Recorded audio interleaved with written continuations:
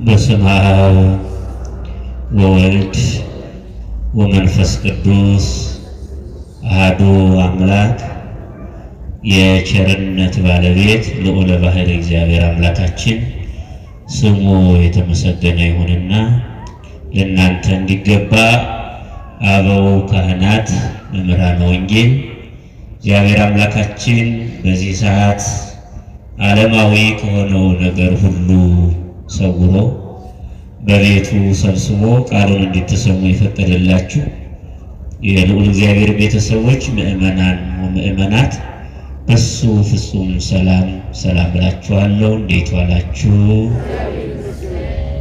እንዴት አመሻችሁ? እንዴት ሰነበታችሁ? በቸርነቱ የጠበቀን ለኃጢአታችን ያልተመለከተን ያውም በቤቱ ለምስጋና ያቆመን የአባቶቻችን አምላክ በድጋሚ ስሙ የተመሰገነ ይሁንልን። እኔም እናንተም የምንማጸናት የሁላችን እናት መዝገበ ጸሎት አቁራሪተ መዓት እመቤታችን ቅድስት ድንግል ማርያም ክብር ምስጋና ይድረሳት። አሜን አትሉ? ደሱ ነው። አስተማሪ ማን ነው? እግዚአብሔር ነው። እና እግዚአብሔር ያስተምረን። በጣም ይገርመኛል። እኔ ዛሬ ከኳስ አመልጣችሁ የመጣችሁ ወጣቶች እግዚአብሔር ክብር ይስጣችሁ። መቼም ኳስ ከማየት ማንን ማየት ይበልጣል? ምን ነው መጣችሁ ሲያበቃ ተጠራጠራችሁ እንዴ? ማንን ማየት ይሻላል? በቴሌቪዥን መስኮት ኳስ ከማየት ይህን መስቀል ማየት የተሻለ አይደል? ይሄ ልልና ነው። ከልልናም ልልና ነፍስ ይባላል። ስለዚህ ወደ ክርስቶስ ስንመጣ ኋላ የምናየው ሆኖ ሁሉን ትቶ ነውና ይህን ያደረጋችሁ እግዚአብሔር ጸጋውን አብዝቶ ይስጣችሁ። እንደው በኳስ የተማረኩ ካሉ ደግሞ አይ ከኳስ ይልቅ ክርስቶስ ይሻለኛል የሚል ህሊና እግዚአብሔር በውስጣቸው ያሳድርልን። እንግዲህ የዛሬ ሳምንት መጋቤ ሐዲስ የኔታ ሳሙኤል የማቴዎስ ወንጌል ምዕራፍ 8 ከቁጥር 17 እስከ መጨረሻው ተርጉመውልናል። በዚህ ውስጥ 5 ጥያቄዎች መጥተዋል። የተተረጎመው ከ17 ጀምሮ ሲሆን የጥያቄዎቹ መነሻ ከ19 ጀምሮ ባሉት ረቆናል፣ አልገባንም የሚሉ እንቁ ተሳታፊዎች 5 ጥያቄዎችን ልከዋል። የመጀመሪያው ጥያቄ ቁጥር 19 ላይ እንዲህ የሚላል ወመጻ ሀቤሁ አሃዱ ጸሐፊ ወይቤሎ ሊቅ እትልውከኑ ሀበ ሆርከ ይላል። እንግዲህ ጌታችን መድኃኒታችን ኢየሱስ ክርስቶስ ተከተሉኝ ብሎ ካስተማረ በኋላ ብዙ ሰው ይከተለዋልና ክርስቶስን ሲከተለው አንድ አዋቂ ነኝ ባይ ሰው ጸሐፊ ነው፣ ግን አዋቂ ነኝ የሚል ነው። እሱ ወደ ጌታ መጣና አቤቱ አለው፣ እባክህ ወደምትሄድበት ልሂድ ልደርልህ አለ። የሰማችሁኝ? ልከተልህ ፍቀድልኝ ወይም ደግሞ ልደርልህ አለ። አሁን ጌታ የመለሰውን መልስ አዳምጡ። ጌታ እንዲህ አለ፣ ወይቤሎ እግዚ ኢየሱስ ለቆናጽልኒ ግበብ ቦሙ አለ። አይ ለቀበሮች ጉድጓድ ፍርኩታ አላቸው፣ ወለአዕዋፈ ሰማይኒ ምጽላል ቦሙ ለወፎች የራሳቸው በሳር የሰሯት ማደሪያ አለቻቸው ወይ መስፈሪያ አላቸው። ወለወልደ እጓለ እመሕያውሰ አልቦቱ ሀበ ያሰምዕ ክርስቶ ወልደ እጓለ እመሕያውን የክርስቶስ ግን ራሴን የማስጠጋበት ቤት የለኝም ማለት የሰማችሁ ልከት ማን ነው እንዲህ የሚለው? ክርስቶስ ነው አይደል? ጠያቂው ያ ጸሐፊ ነው። አሁን የጠያቂው ሐሳብ ምን ይላል? ቆናጽል እና አዕዋፍ የመጡበት ምስጢሩ ምንድነው? ሰማችሁ? የጥያቄው ምልልስ እንዳለ ሆኖ ቆናጽልና አዕዋፍ፣ ቆናጽል የተባሉት አዕዋፍ የተባሉት አሁን እዚህ ላይ ለምሳሌ የመጡበት ምክንያት ምንድነው? አንደኛ። ሁለተኛው ጥያቄ ይህ ጸሐፊ መጥቶ ክርስቶስን ሲጠይቀው ራሴን የማስጠጋበት ቤት እንኳን የለኝም ካለ በኋላ ሌላኛው መጥቶ ወይቤሎ ካል ማርዳይሁ እግዚኦ አብሃኒ ቅድመ እሁድ ወእቅብሮ ለአዌ። ሌላኛው መጥቶ አቤቱ እባክህ አባቴን ቀብሬው ልመለስ ፍቀድልኝ አለው። ጌታም ወይቤሎ እግዚእ ኢየሱስ አንተሰ ትለወኒ፣ መጠጊያ የለኝም ያለው ጌታ ይህንኛውን ተከተለኝ አለው።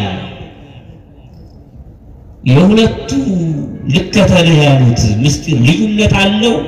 አንዱን መጠጊያ የለኝም፣ አንዱን ደግሞ አንተስ ተከተለኝ ያለበት ምክንያት ምንድን ነው ይላል ሁለተኛው ጥያቄ። ሶስተኛው ጥያቄ ሁለተኛው ሰውዬ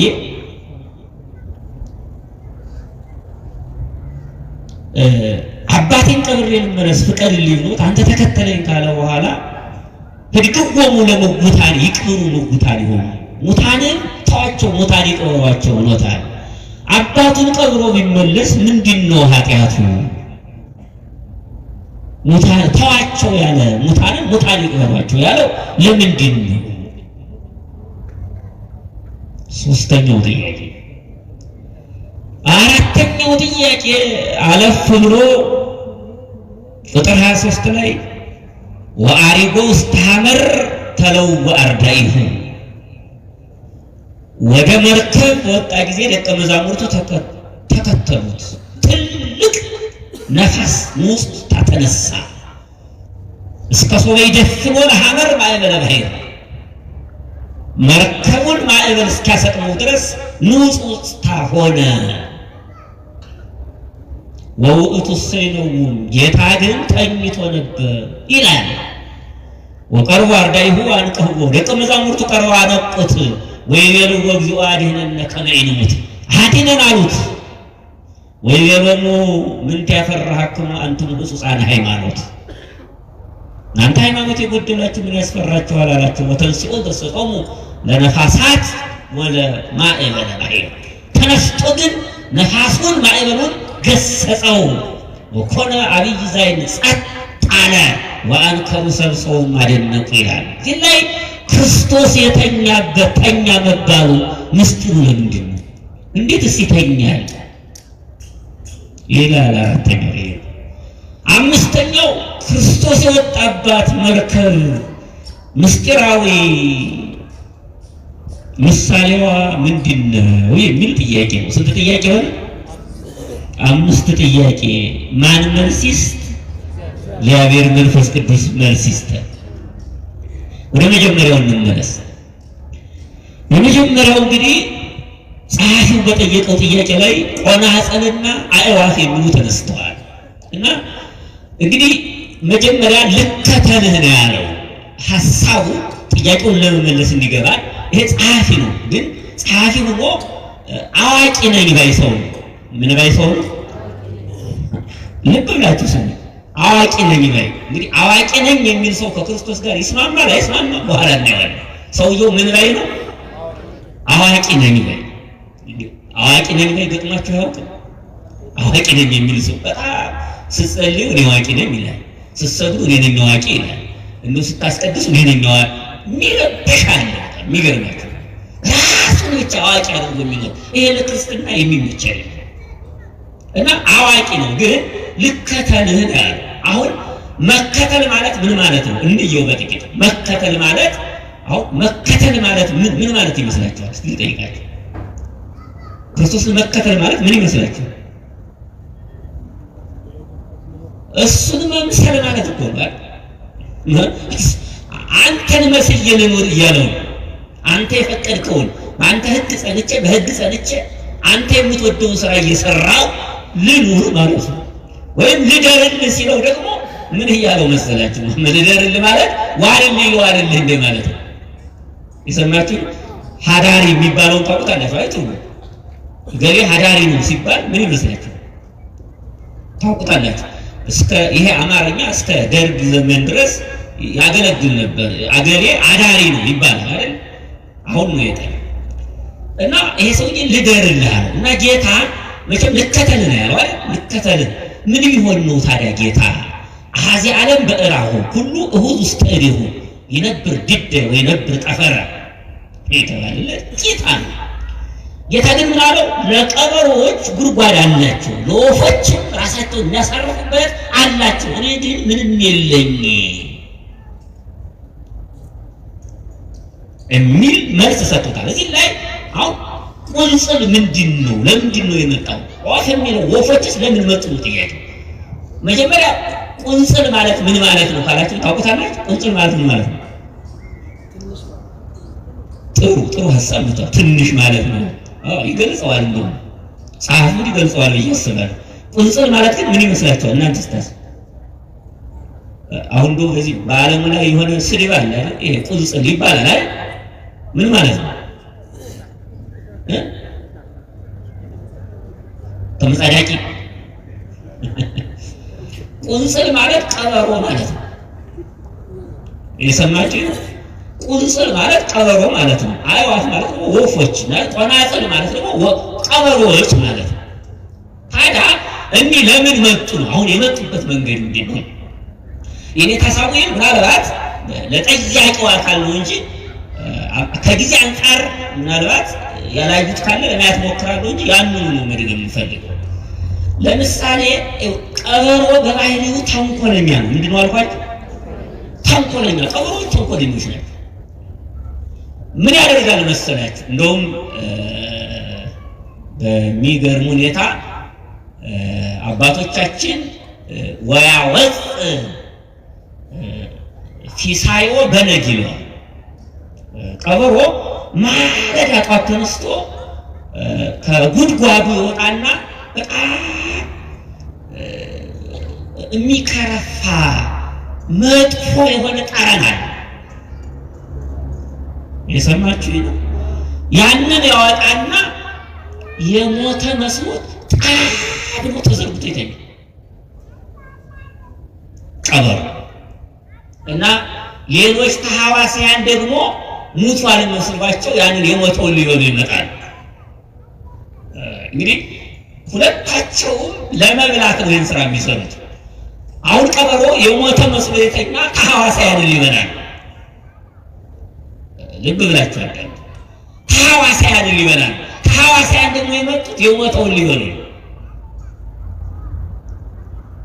ከሁለቱም ችግር አለ። ግን የሚጠፋው የቀበሮ ተንኮል ለመብላት የሞተ መስሎ። እንዲሁ ዛሬ የሚገርማችሁ ነገር ሳይታመም ታመምኩ ብሎ የሚለምን ሰው አለ። በጣም ይሄ አካል ሳይአክል እያለ አንዳንዶቹ ምንም እንደው እግራቸው ሕያው ሆኖ መራመድ እየቻሉ ክራንች ይዘው ከ1 ሰዓት እስከ 6 ለምኖ ከዚያ በኋላ መጠጥ ቤት የሚሄዱ አካላቸውን በራሳቸው ያጎደሉ አሉ። ይሄ በጣም እግዚአብሔርን አካልን የሰጠን እግዚአብሔርን ማስቀየም። ከእንዲህ አይነት ፈተና እግዚአብሔር ይጠብቃል። ሰርቶ መብላት ምን አይነት ጌጥ መሰላችሁ? እንዴት እንደሚያስደስት እንደው መድከማችን፣ መጣራችን፣ መዛራችን ውደዱት። ከዚህ የበለጠ ምን አለ? ምን ጸጋን ስናስበው ሰርቶ መብላት የተሳነው ሰው አለ። እግሩ የሚንቀጠቀጥ ሰውነቱ የሚብረቀረቅ ጤና የሌለው ሰው የለም። በውሸት ግን እንዲህ የሚያደርጋሉ። እና እንዲሁ የቀበሮን ተንኮል ካሳዩዋችሁ አሁን የመጡበት ምክንያት ቆናጽል ያላቸው በጊዜው ያሉትን ነገስታት ምኖች ማልኳቸው መሳፍንቱንና መኳንንቱን እና አሁን እዚህ ላይ በግብር ያመጣው በቆናጽል ባላቸው መሳፍንቱ መኳንንቱ ይመስላሉ። እንደ ተሐዋስያን ደግሞ ያ ወደ እሱ የመጣው ጸሐፊ ይመስላል። እና በዘመኑ ደግሞ የነበሩ ጸሐፊዎች ማን ነው መኳንንቶች መሳፍንቶች ምን ያደርጉ ነበር መሰላችሁ? በዙሪያው የሚቀርባቸውን ሰው በዙሪያቸው ያለውን ሰው እንዲህ ይሉታል። ሊበሉ ሲያምራቸው እንዲህ ይሉታል፣ እንዲሁ አንተዬ በእኛ ጊዜ ርስት ጉልት ያላገኘ መቼ ታገኛለህ? ለምንድን ነው እንዲህ በዚህ ምክንያት ርስትን ታገኛለህ ብለው ይነግሩታል። ያ ሰው ደግሞ ርስት ጉልት ለማግኘት ወደ መኳንንቱ ወደ መሳፍንቱ ይሄድና ፋይል ከፍቶ ክስ መስርቶ ርስት ጉልት ይጠይቃል። የመሳፍንቱና የመኳንንቱ ሐሳብ ግን ምን እንደሆነ ታውቃላችሁ? ቢረታ መማለጃ ይበሉታል፣ ቢረታ የዳኝነት ይቀበሉታል። እየሰማችሁ ነው? ቀበሮ ለመብላት የሞተ እንደመሰለ የሚሰጡ መስለው ነገስታቱ ህጉን ነገሩን ያብራሩለትና ከዛ በኋላ በየትም ቢሆን ቢረታም ባይረታም ገንዘብ ያገኛል። ርስት ጉልት ለማግኘት ይሄኛው ደግሞ ይሄዳል። ከሐዋሳያን የሞተውን ለመብላት ይሄዳል። አይታችሁ እና ክርስቶስ ሊለው የፈለገው ለምን እንዲህ አድርጎ ቆናጽልና መጣ ካላችሁ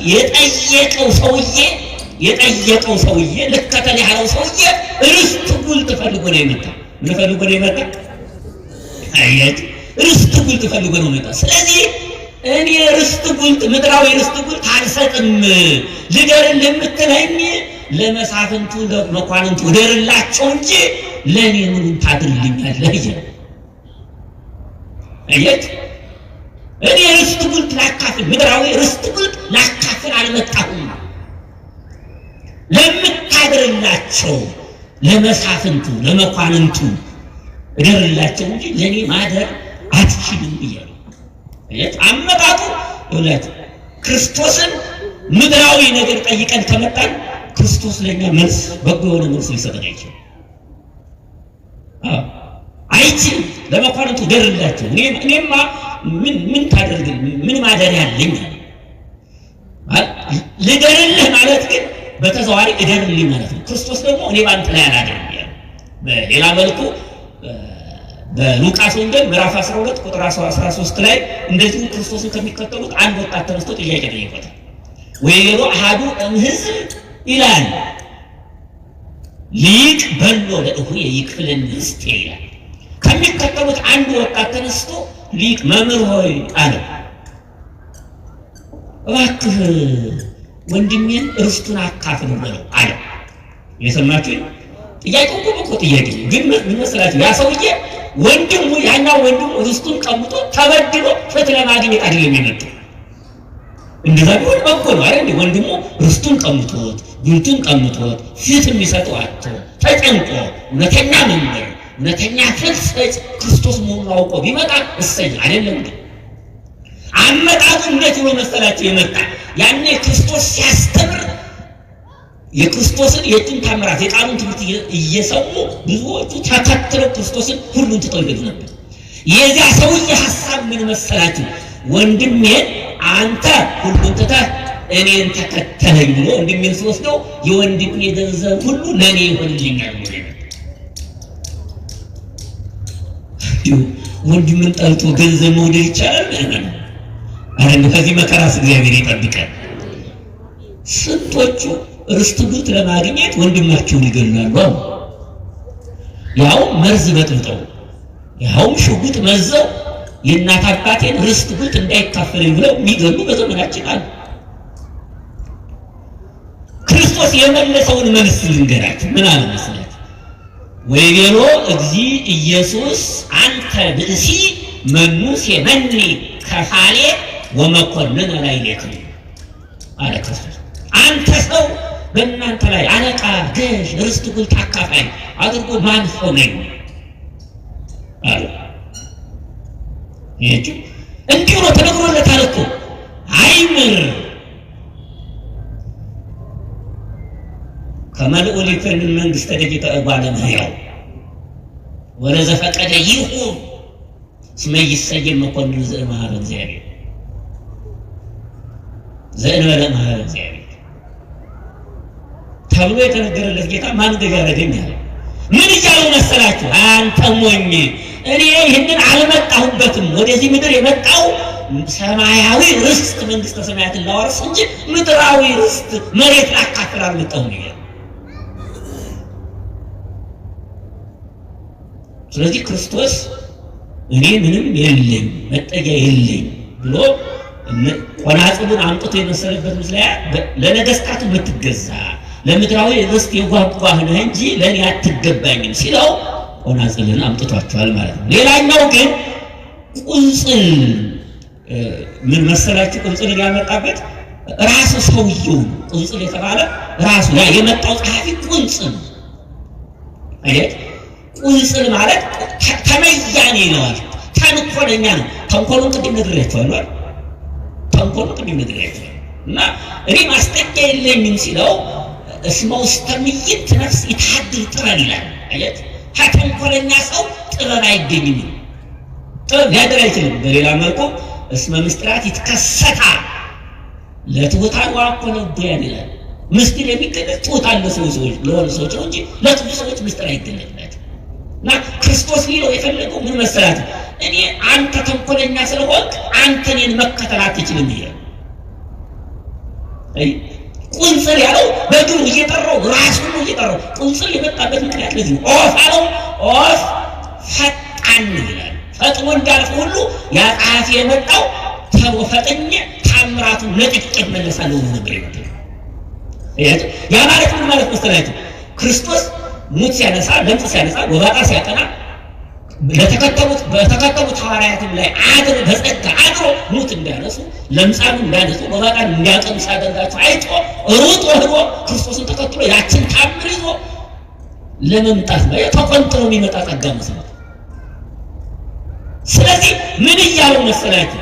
ለነዛ ማደሪያ ያላቸው ለእኔ ማደሪያ የለኝም ሲል ምን እያለው ነው ካላችሁኝ፣ በሐዋርያት ለምጻሙን ቢያነሱ ጎባጣ ቢያጠኑ እኔ አምነውብኝ አድሬባቸው ነው። አንተ ሳታምንብኝ በአንተ ላይ እንዴት አድራለሁ? የሰማችሁ? አንተ ሳታምንብኝ እንዴት እኔ በአንተ ላይ አድራለሁ? ያለ ሃይማኖት ክርስቶስን ማገልገል ክርስቶስን መከተል ይቻላል? አይቻልም። ስለዚህ በዚህ ምክንያት ምን አለው? ቁንጽል አለው ማለት ነው። ቁንጽል ኦፍ አለ። አንደኛው፣ ሁለተኛው ይሄ ነው። ሶስተኛው የሚገርማችሁ ነገር ቁንጽል የሚለው ዳብሎስ ነው። ኦፍ የሚለው ዳብሎስ ነው። ቁንጽል የሚለው እንግዲህ የቁንጽልን ተንኮል ቅድም ነግሬያቸዋለሁ። ተንኮለኛነት ለዚህ እኮ ነው አሁን ዛሬ እመቤታችን በሄሮድስ ምክንያት አይደል የተሰደደች? የሰቆቃወ ድንግል ደራሲ ሄሮድስን ቁንጽል ብሎታል። እፎኑ ጎይኪ እንፍራተ ቀትል እንገጸ ሄሮድስ ቁንጽል ይላል። በግብሩ ነው። ነገራችን ላይ አራዊትን ወይም ደግሞ ክፉ የሆኑ አውሬዎችን እንደየባህሪያቸው ለበጎም ለክፉም ምሳሌ ይጠቀሙባቸዋል ክርስቶስ። አሁን የክፉ ባህሪውን ከዚያ ከክፉ ሰው ከጸሐፊው ጋር እያነጻጸረ ነው። ታስታውሳላችሁ የማቴዎስ ወንጌል ምዕራፍ 10 ቁጥር 16 ላይ እንደባብሉን ይላል። እንደባብሉን የባብሉነት አሁን የተፈለገች መርዛማነቱ ተናዳፊነቱ አይደለም። እባብ ራሱን ለማዳን የሚጠቀመውን ጥበብ ነው የተፈለገ። በሌላ መልኩማ እንታሳታ ከይሲ ብሎ የሰይጣን ማደሪያ መሆኑን ገልጾት ነው። እንደየባህሪያቸው ምሳሌውን ይጠቀመዋል ክርስቶስ። አሁን እዚህ ላይ በራሱ እንደ ሄሮድስ ቁንጽል አሁን የቀበሮ የሚያደርገውን ቅድም ባህሪውን አሳይቻችኋለሁ አይደለ? ሄሮድስ ደግሞ እንዴት መሰላችሁ ህፃናትን የፈታቸው 144,000 ህፃናትን የፈቸው በጥበብ እንዴት አሉ? በተንኮል ጥበብ እንዴት አድርጎ ዓመት ተመንፈቅ 2 ዓመት የሆናቸውን ህፃናት ልብስ ቀለብ እሰጣለሁ ሰብስቡልኝ ብሎ በቤተ መንግስቱ ሰብስቡ ለፈጃቸው። እናት ቀለብ ልብስ ለማግኘት ያላቸው ልጆቻቸውን የሌላቸው ልጅ እየተዋሱ ይሄዱ ነበር በዘመኑ። ምን ለማግኘት? ልብስ ለማግኘት፣ ቀለብ ለማግኘት። ያኔ ሲመጡ ግን አንገታቸው እየቆረጠ ይጥላቸው ነበር። በዚያ ምክንያት 144,000 ህፃናትን ገሉ። በዘመናችን ህፃናት እየተገደሉ ነው። እግዚአብሔር ፈተናውን ያርቅልን። ምን ያልሆነ ነገር አለ እና ምን አለው በግሩ ቁንጽል አለ። የሚሰጥ መስሎ ህፃናትን ገሏል። ቀበሮ የሞተ መስሎ እንደተኛ የሚሰጥ መስሎ ደግሞ ህፃናትን ስለገደለ ቁንጽል ብሎ በሄደ እና ራሱ ሰይጣን ማለት ነው። ሰይጣን ተንኮለኛ፣ አይ ቀበሮ ተንኮለኛ እንደሆነ ሰይጣን ያልተተናኮለው ሰው ምን አለ ብላችሁ ታስባላችሁ? ሰይጣን የማያሴረው ሴራ የማያመጣው ፈተና የለም። ኦፍ ቢሆንም ሰይጣን ማለት ነው። እንደውም በትምህርተ ሕቡዓት ትርጓሜያችን ላይ ዲያብሎስን ሲተረጉሙት ነድ ውዑይ ኦፍ ጻራሪ ፈታዊ አምላክና በሐሰት መስተዋዲ በአመፃ ብሎ ተርጉሙታል። ነዳድ ነድ ውዑይ ያለው የሚያቃጥል እሳት ብሎታል ዲያብሎስ። የሚያቃጥል እሳት ብሎ ለምን ቢሉ ደዌ ትኩሳት እየሆነ ሰዎችን ያሰቃያል ማለት ነው። ዛሬ ማን መስላችሁ ራስ ፍልጠት፣ ሆድ ቁርጠት፣ ደዌ ትኩሳት እንደሆነ ሰይጣን በዚህ ተርጉሞታል። ኦፍ ሰራሪ ብለውታል። አያችሁ ኦፍ በሮ ፈጥኖ እንደሚያልፍ ሰውን ለማሳት ከየት እንደመጣ ሳይታወቅ በፍጥነት ሰውን ያስታል። ፈታዊ አምላክና በሐሰት አምላክ ያልሆነውን አምላክ ነኝ ብሎ አምላክነትን ተመኝቶ መስተዋዲ በአመፃ ሰውን ከሰው ጋር ያላጣላበት ጊዜ የለም። እያጣላ ያላጋደለበት ያላጨቃጨቀበት ጊዜ የለም። እንዲህ ተብሎ ተተርጉሟል። ስለዚህ ኦፍ ማለት ሰይጣን ማለት ነው። በሌላ መልኩም እኮ መክብብ 10:20 ላይ የተጻፈው እንዲህ ነው። ኢትሚ ሰባ ብዑላን ውስተ ቤትከ ኢትሚ ውስተ ቤትከ ብዑላን ሰባ እስመ ኦፈ ሰማይ ያወጽኦ ለነገርክ ይላል። ኦፍ ማለት ሰይጣን ይወስድብሃል ማለት ተብሎ ተጽፏል። ሌላኛው ግን ዋነኛው ደግሞ ቁንጽል ኦፍ የመጣበት ምንድነው ካላችሁ ቁንጽል ማለት ገንዘብ ብሎ አባቶቻችን ተርጉሞታል። ምን ብሎ ተርጉሞታል? ገንዘብ ነው። እንዴት ተመሳሰለ ካላችሁ ቀበሮ ተመያኔ ተንኮለኛ ነው አይደል? ገንዘብም ያስመይናል ብሎ አባቶቻችን። እንዴት አይነት ቋንቋ! ያስመይናል ማለት ተንኮለኛ ያደርጋል። አያችሁ፣ ገንዘብ ተንኮለኛ ያደርጋል። ምን ያደርጋል? ተንኮለኛ ሰው በገንዘቡ ያደርጋል ካላችሁ የሐሰት ምስክር ያቆማል። ይሄ ተንኮል ነው። ሰው በገንዘቡ ዝሙትን ይገዛል።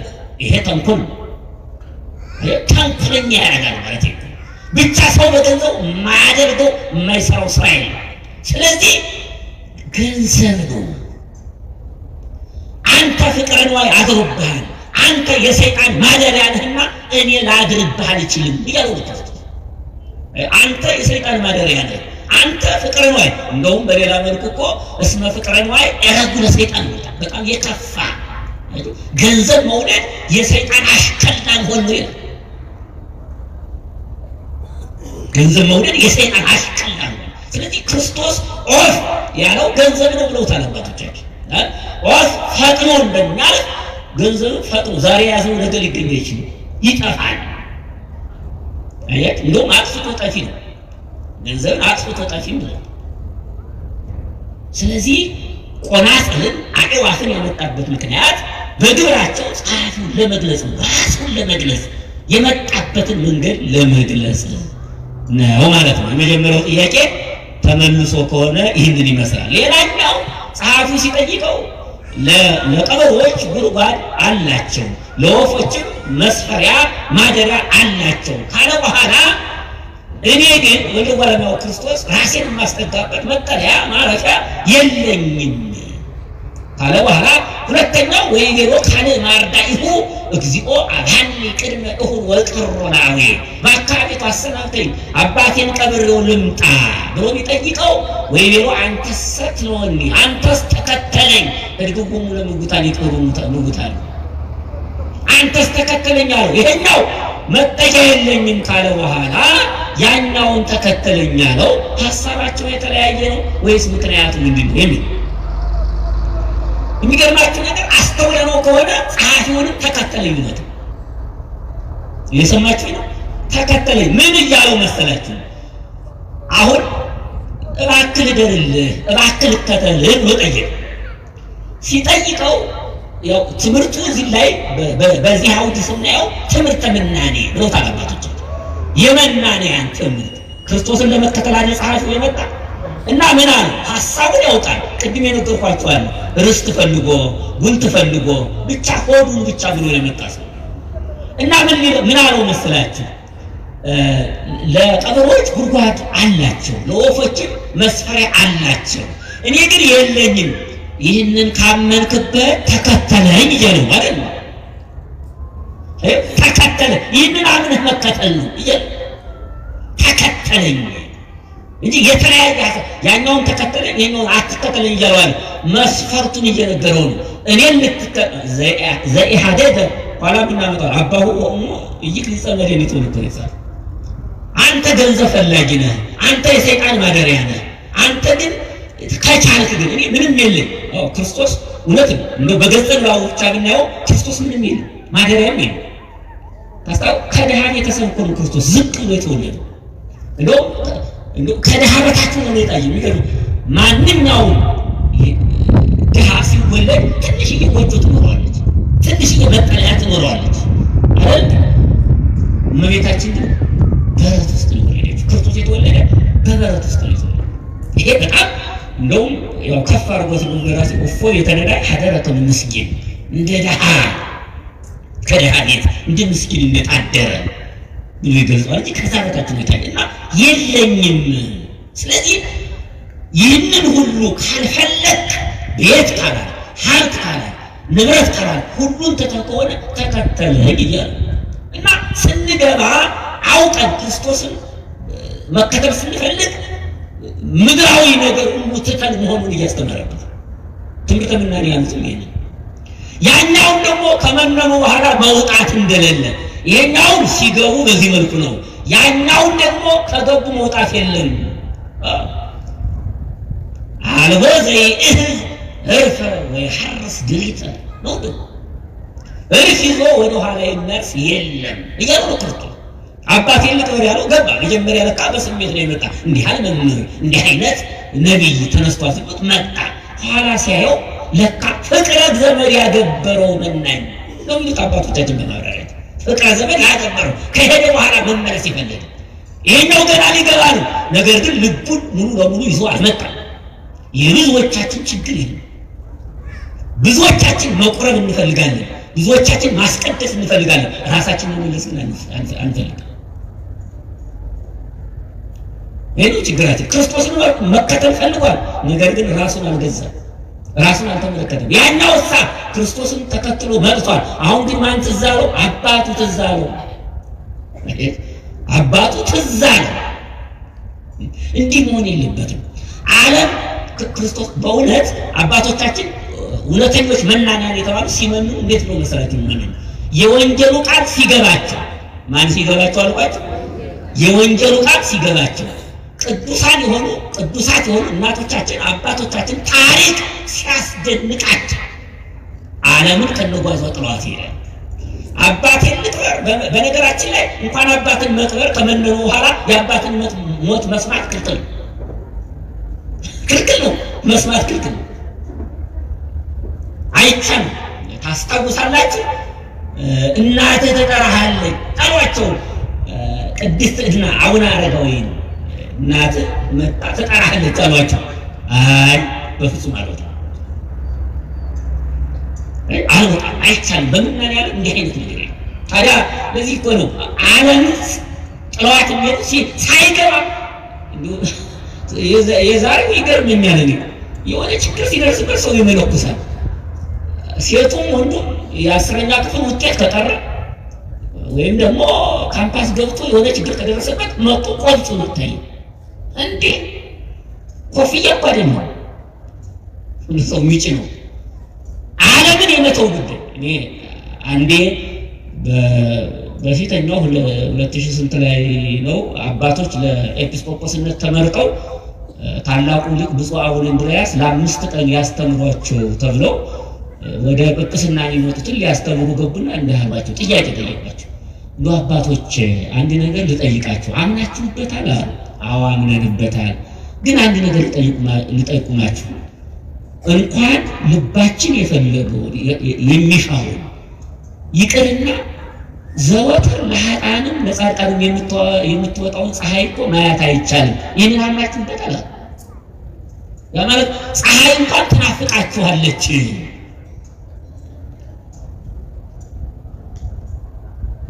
ያ ማለት ምን ከዚህ በኋላ ሰፈር መሄድ፣ ከዚህ በኋላ በዓለሙ መሰማራት፣ ከዚህ በኋላ ፀሐይ ባለችበት በሞቀው በደመቀው ዓለም ላይ መውጣት መግባት ዓለማዊ መሆን አይቻልም እያላቸው ያኔ እንባቸውን ያፈሰሱ አሉ። መጥቀሱ ስለማያሰብ እንባቸውን ያፈሰሱ ለካ እንዲህ ነው ብለው ፀሐይ እንኳን ማየት። ስለዚህ ዓለምን መናቅ ማለት ወደ ኋላ ያዩና የነ ሎጥ ሚስት አይተናቸው የጨው ሐውልት ነው ቀርቶ ወደ ኋላ መመለስ አይቻልም። እንደውም አረጋዊ መንፈሳዊ ብፁዕ ዘይዜከር ጸአቶ እምኔኪ ኦ ዓለም ዓለም ሆይ አንቺን የሚንቅ ከአንቺ መለየትን የሚያስብ ሰው ንዑድ ነው ክቡር ነው ይላል። ለዚህ ነው ታዲያ አባቶቻችን ይችን ዓለም ጥለዋት የሚሄዱ የት ይገባቸው ነው? ነፍሱን ካጣ ቢነዳ በዚህ ዓለም ቢከብር ምን ይጠቅመዋል የተባሉ ሲገባቸው ዓለምን ጥለዋት ይገባል ይሄዳል። ያው የሚገርማቸው ነገር በዓለም ላይ ሶስት ጭንቅ ነገር ይገጥማቸዋል። አባቶቻችን ያስቀምጠው ሶስት ጭንቅ ነገር ስንት ነገር? የመጀመሪያው በጣም መታገስ ያለባቸው ከገቡ በኋላ ይሄ ሰውዬ ሳባት ልቅበር ነው ያለ። ደግሞ ከገቡ በኋላ የሚያስጨንቃል። ከዛ በላይ በጣም የሚያስጨንቅ ነገር አለ። የመጀመሪያው ድምፅ አራዊት ምንድነው? ድምፅ አራዊት። ሁለተኛው ደግሞ ግርማ ሌሊት። ሶስተኛው ዕፀ በገዳም ይባላል። ጸባጋት ዕፀ በገዳም እንኳን ይቆማል። ጸባጋት ወይስ ብዙ ጊዜ መናንያን ዓለምን ከተው በኋላ ሰው በሌለበት በረሃ ውስጥ ነው። በበረሃ ደግሞ ደም ተጎንጭተው የሰው ስጋ እንደ ሳር ነጽተው የሚኖሩ አናብስት፣ አናምርት፣ እባቡ፣ ከይሲው፣ ዘንዶ የሚሰማራበት በዚህ ጊዜ ከልቡ ያልመነነ ከሆነ የአራዊቱን ድምፅ ሲሰማ ተንቀጥቅጦ ምናኔውን ጥሎ ሄደ።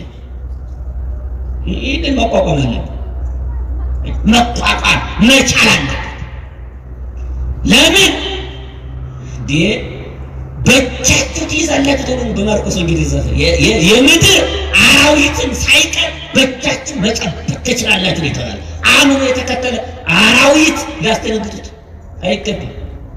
አላያችሁም እንዴ እነ አባ አንበሴ ዘሐዘኑ እና አባ ሳሙኤል ዘዋልድባ በአንበሳ ሲጫኑ እና አቡነ አረጋዊ በዘንዶ ተጭነው ወደ ደብረ ዳሞ ተራራ ሲወጡ ምን ትልቅ ውስጥ ዛት ደብረን ያላችሁ እንደውም በልሳነ ሰብ ዘንዶ ወደዚህ ተራራ ምን አለ የሚላስ የሚቀመስ የለ ወጣ የታዘዝከው ብቻ ፈጽማሉ። በዚያ በዘንዶ ተጠምጥሞ ይዟቸው ወጣ። አይታችሁ ቅዱስ ሚካኤል ሰይፈ እሳት ይዞ ይጠየው ተራራው ላይ ሲወጣቸው ሃሌሉያ ሃሌሉያ ሃሌሉያ ለመንፈስ ቅዱስ ብሎ አመስግኗል። ዛሬ ደብሩ ደብረ ሃሌሉያ የሚባለው ከዛ የተነሳ እኔን አብነት ማድረግ ይቻላል።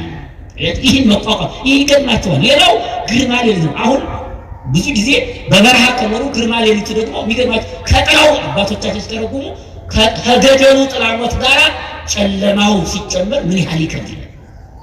ያ ሰዓት አራዊት የሚሰለጥኑበት፣ ጨረቃ የምትገባበት፣ ጨለማ የሚሰለጥንበት፣ ሰውና የቤት እንስሳት ወደ ቤታቸው የሚከቱበት አስፈሪ ነው። ከልቡ ያልመነነ ግን ያ ጨለማ ሲመጣ ተንቀጥቅጦ ይመለስ። ሌላው ጸባ አጋንንት ነው። ጸባ አጋንንት ከክርስቶስ ጋር መጣበቅ ሲጀምሩ፣ ፈቃደ ሥጋቸውን ለፈቃደ ነፍሳቸው ማስገዛት ሲጀምሩ በተለያየ መልኩ ይመጣሉ። በምታት ይመጣሉ። እባቡ ነው፣ ከይሲው ነው፣ ብቻ ልዩ ልዩ ፈቃድ። ይህንን ሁሉ መቋቋም ይህንን ተቋቁመው የሚኖሩት አበው ደግሞ በሶስት ወገን ይከፈላሉ። እንዲህ አርዲት ዘበጠባት ይባላል። አርዲት ዘበጠባት የመጀመሪያው አርዲት ዘበጠባት በጭካኔ የሚኖሩ በጭካኔ ይባል ሰው በመግደል አንዱን በማስቀየም አይደለም። ልባቸው ጨካኝ ነው ማለት አይደለም። በቆራጥነት ዓለምን ትቶ መሄድ ማለት ነው።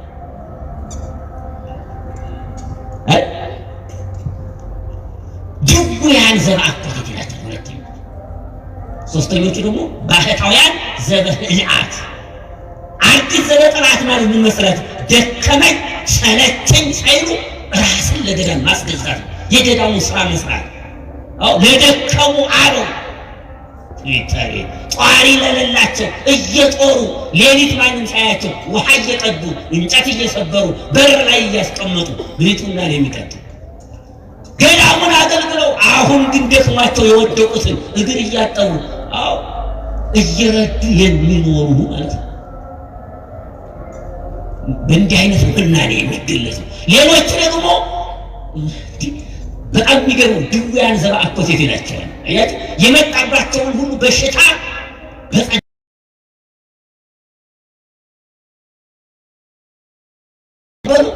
በሽታ ሲደርስ ሲመጣባቸው ሲታመሙ እግዚአብሔርን የሚያመሰግኑ በሽታ ሳያማቸው ሲቀር እግዚአብሔርን በደልኩት መጎብኘቱን ተወኝ ብለው የሚጨነቁ በጣም ይገርማሉ። እኛ እኮ ትንሽ እንቅፋት እንዴት ቤተክርስቲያን ስሜት እንቅፋት ይመታኛል ብላ የምትጮህ ሴት አለች እንዴ! አንተ ማነህ? አንቺ ማነሽ እንቅፋት የማይመታሽ? እኔ ማነኝ እንቅፋት የማይመታ? አባቶቻችን እንዲህ ነው የሚጨነቁ። ለምንድን ነው መጎብኘቱን የተወኝ ብለው? ለምን ደዌ ሥጋ ደዌ ነፍስን እንደሚያርቅላቸው የተረዱት ነው። መና ደግሞ ባህታውያን ዘበህዳት የሚባሉ ባህታዊ በነገራችን ላይ የመኖሪያ ስም እንጂ መጠሪያ ስም አለ። ባህታዊማ እናት የሌለው አባት የሌለው እህት የሌለው ወንድም የሌለው ባህታዊ ሊባል ይችላል። ከሀገር የወጣ ሀገሩን ጥሎ የተሰደደ በሰው ሀገር የሚኖር ብቸኛ ባህታዊ ሊባል ይችላል። ግን በምናኔ ሲለካ እንዲህ አይደለም። ባህታዊ ማለት ብዙ ዘመናትን አገልግለው ገዳሙ አምኖባቸው ከ5 ዓመት ወይም ከ12 ዓመት በኋላ እኒህ ሰዎች ለገዳሙ ይጠቅማሉ፣ ለሀገርም ጸሎታቸው ይረዳል ብሎ ወደ ዋሻ ሆኖ እንዲጸልዩ የፈቀደላቸው ነው። የሚገርማችሁ ነገር ያ ሰውዬ ከዋሻው ከወጣ ግን በተባይቶ ነበሩ ፍቶታል እንጂ ባህታዊ ሊባል አይችልም። እነዚያ ደግሞ ሰው ሳያዩ ይሄ ነው ምናኔ ማለት ክርስቶስን ብቻ እያዩ የፈለገ ይሁን ሰውን ሳያዩ ከሰው ተለይተው ከዓለም ርቀው ብቻና ብቻ ክርስቶስን እያዩ ዋሻ ውስጥ ቀጥሎ ነው የሚኖሩ። ግን ለዓለም ጠበቃ ዋስ የሆኑ አባቶች ናቸው። ይሄ ነው ምናኔ ማለት። ታዲያ ያ ሰውዬ ክርስቶስን ሊከተል መጣ። አባቴ እንድትበሩ የሚል ጥያቄ ነው። ስለዚህ የተለያየ ሆኗል። ሁላችሁንም ተከተሉኝ ነው። አንተኛው ልትከተለኝ ከፈለግ ዓለም ላይ የፈለግከውን ነገር በዓለም ውስጥ ያለውን ተውና ተከተለኝ። አንተ ደግሞ ተከትለኛል መውጣት አትችልም። እንደዚህ አይደለም ምናኔ ለማለት የተናገረው ቃል እንጂ የተለያየ ሐሳብ አይደለም። ሌላኛው ሶስተኛ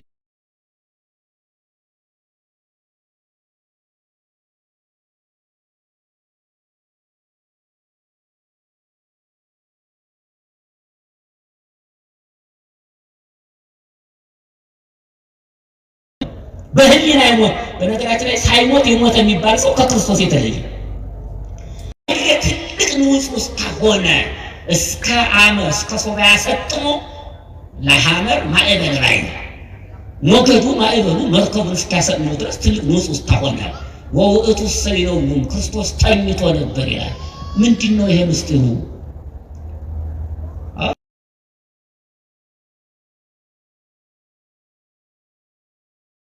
ቀሰቀሱት ይላል።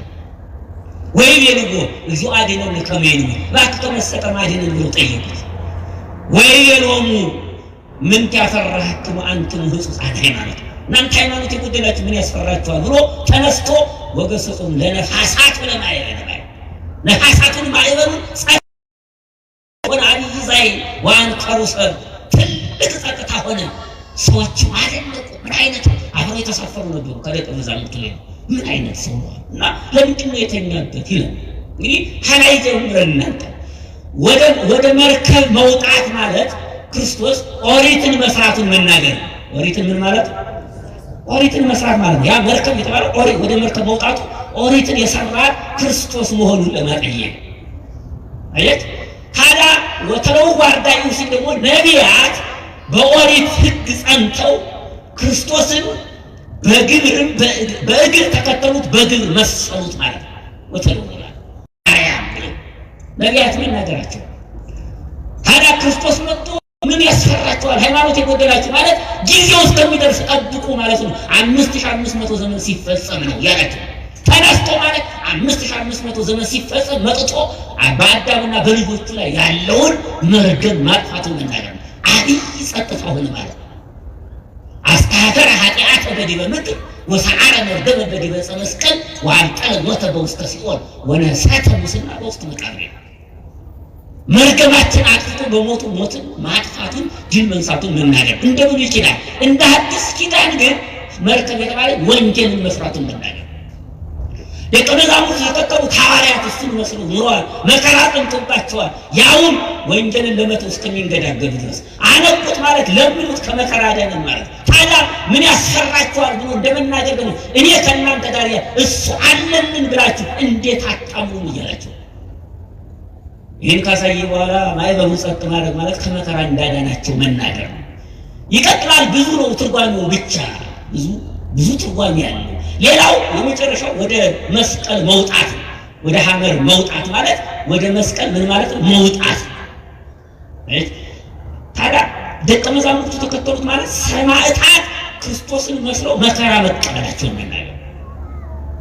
በዚህ አለ መከራ ጸንቶባቸው ግን ክርስቶስ አድኗቸዋል ከመከራው። እንዲህ እያደረገ እየተነተነ ይሄዳል። ለባህታውያን ይሰጣል፣ ለሌሎችም ይሄዳል። በጥቅሉ ግን ክርስቶስ ከኛ ሲባል የመጨረሻውን አንደኛ ሰው መሆኑን ፍጹም ሰው መሆኑን ለመግለጽ ምን መሆኑን ለመግለጽ ሰው መሆኑን ለመግለጽ ሰው መሆኑን ለመግለጽ ክርስቶስ ተኛ ተብሏል።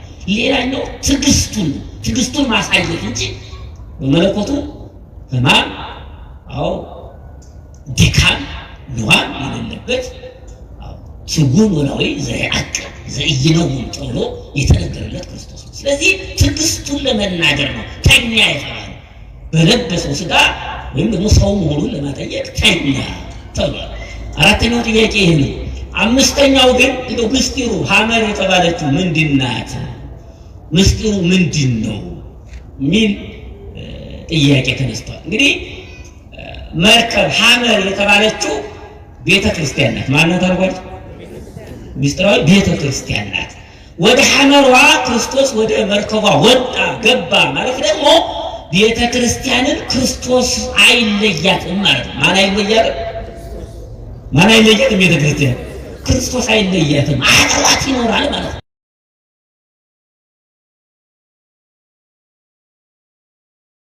ምእመናንን አያችሁ፣ ባህር የተባለ ይህ ዓለም ነው። ቤተ ክርስቲያን የምትሰራ በዚህ ዓለም ነው። ነገር ግን ምእመናን በውስጧ ሲጸልዩ አምላካቸውን ሲያመልኩ ይታያል። ናሁ አብይ ድልቅልቅ ሆነ ማለት በዚህ ዓለም ላይ ቤተ ክርስቲያን ፈተና ይበዛባታል ማለት ነው። ምን ይበዛባታል ማለት ነው? ፈተና ይበዛባታል። ታዲያ ቤተ ክርስቲያን ፈተና ሲበዛበት ወውእቱ ሰይነውም ክርስቶስ ደግሞ ታግሶ ቤተ ክርስቲያን የሚያፈርሱት በቤተ ክርስቲያን ላይ ጠላት የተነሱት ለንስሐ ጊዜ እየሰጠ ዝም ማለቱን መናገር። ወቀርቡ አርዳኢሁ ወአንቅሁ ማለት ደግሞ ምእመናን ወደ ክርስቶስ መጸለይ ያለባቸው። ፈተና ሲበዛ መከራ ሲመጣ አጥራረ ቤተ ክርስቲያን ሲበዙ ዛሬ ታዲያ መጸለይ የለብንም? የበለጠ እኮ እንደነ ንስጥሮስ ዘመን አጥራረ ቤተ ክርስቲያን እንደ አሸን የፈሉበት ዘመን አለዘ ድንፋታቸው፣ ፉከራቸው በየመንገዱ በየቦታው ያውም ዛሬማ አባቶች ቀሳውስትን መንገድ ላይ እስከ መግፋት ድረስ ዱላ በሉት። መጸለይ እንዳለብን ነው። ማዕበሉ ግን መርከቧን እንዳልገለበጣት መቼም ቢሆን ቤተ ክርስቲያንን ገፍቶ የሚጥል የሌለ መሆኑን ለማጠየቅ ምስጢራዊ ይዘቱ የትኛውም ፈተና ሊመጣ ይችላል። ምዕመናን በምዕመናን ላይ መከራ ሊደርስ ይችላል። ትልቅ ወገን ሊኖር ይችላል። ትልቅ ንዑስ ውስጥ ሊሆን ይችላል። ግን አካለ ክርስቶስ ቤተ ክርስቲያንን ገልጦ የሚጥላት ይል የመጀመሪያው ይሄ። ሁለተኛው ምስጢሩ ግን መርከብ የተባለ የኛ ሰውነት ነው። የማን ሰውነት ነው? የኛ ሰውነት ነው። የኛ ሰውነት የማን ማደሪያ ተብሎ ተጽፏል? አንቱም ታቦቱ ለምንድን ነው የተባለ? ለመንፈስ ቅዱስ። እናንተ የመንፈስ ቅዱስ ማደሪያዎች ናችሁ።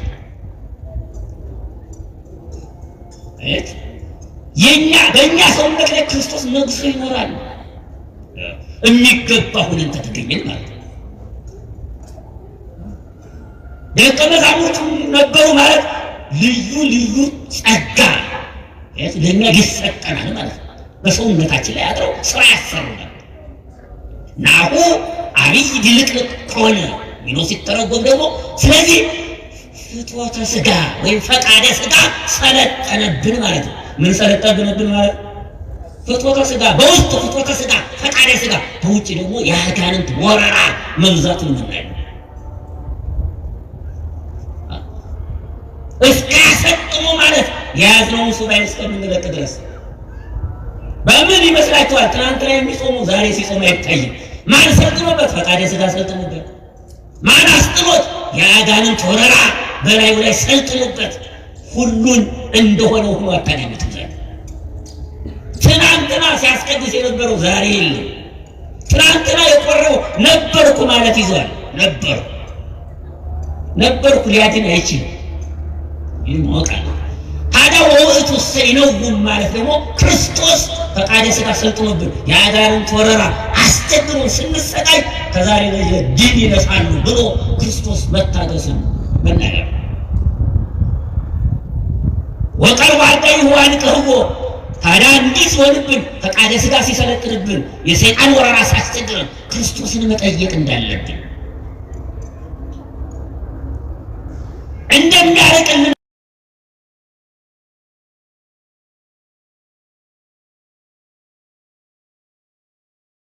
እንዳስንለምነው ክርስቶስ በውስጥ የሚመጣውን የአጋንንት ወረራ ክርስቶስ ያጠፋልናል። ክብርና ምስጋና ለአምላካችን ይሁንልን። በእውነት አሁን ላይ ታዲያ የእኛ ሰውነት የክርስቶስ ማደሪያ ነው ብላችሁ ታስባላችሁ? ይሄ ነው ትልቁ ጭብጥ ሀሳብ። አሁን ላይ ማየት ያለብን፣ አሁን ላይ ራሳችን መፈተሽ ያለብን እኛ የማን ማደሪያዎች ነን? እርግጠኛ ነኝ እያንዳንዳችን ብንፈተሽ እንደ ቅድሙ ጸሐፊ ያለ መልስ የሚጠብቀን ይመስላል። ልከተልህ ማለት እንጂ ግብር የሌለው አብሬህ ልምጣ ማለት እንጂ ስራ የሌለው ጸሐፊ ነበር ክርስቶስን ቀርቦ የጠየቀው። እኔም እንደዛ ምን ይመስል እኔም ካባ ለብሼ ሻሽ ጠምጥሜ የክርስቶስ አገልጋይ ነኝ ከማለት ውጭ የትኛው የጎላ ግብር ይታያል? እናንተም ነጠላ ለብሳችሁ በእግራችሁ ከመገስገስ ውጭ የትኛው የትሩፋት ስራ ይሰራል? የክርስቲያን መገለጫው እኮ እንዴ ደሙ ተወስዶ ተመርምሮ ምናምን የሚታይ ነገር አለ። በቴስት አይደለም እኮ እንዴ በግብሩ ወንፍረው ተአምር ነው። ያማ ቢሆን የመንፈስ ቅዱስ ማደሪያዎች ቢሆን ክርስቶስን በፍጹም ተከተለ ነው ቢሆን ግብራችን ይመሰክራል። እርግጠኛ ነኝ ምን የሚታይ ነገር አለ? በፍሬው ነው የሚታወቅ ክርስቲያን እንጂ ክርስቶስ ይደርበት አይደርበት ክርስቶስን ያምልክ አያምልክ ምንም እኮ የሚታወቀው ነገር የለም። በስራው ነው።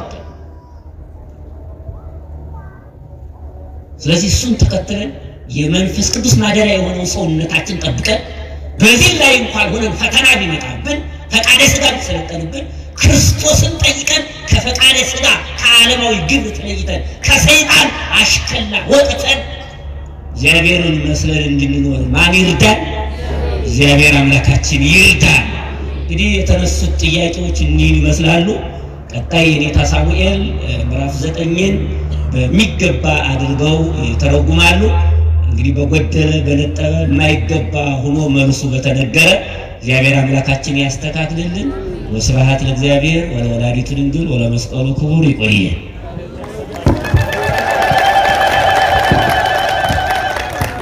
በመምህራችን ላይ አድረው